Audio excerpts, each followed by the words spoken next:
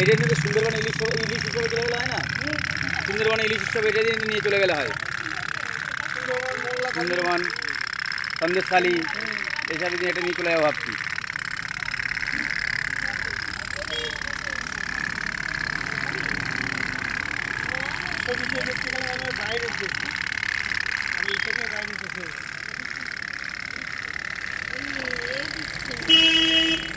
তেল দিচ্ছে তেল, যে কোনো তেল।